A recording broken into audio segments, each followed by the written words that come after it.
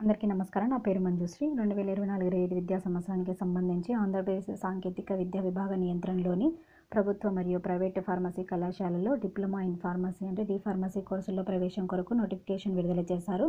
Course యొక్క కాల వ్యవధి వచ్చేసి 2 సంవత్సరాలు. వీటికి అర్హత వచ్చేసి ఇంటర్మీడియట్లో 50% మార్కులతో ఉత్తీర్ణులై ఉండాలి.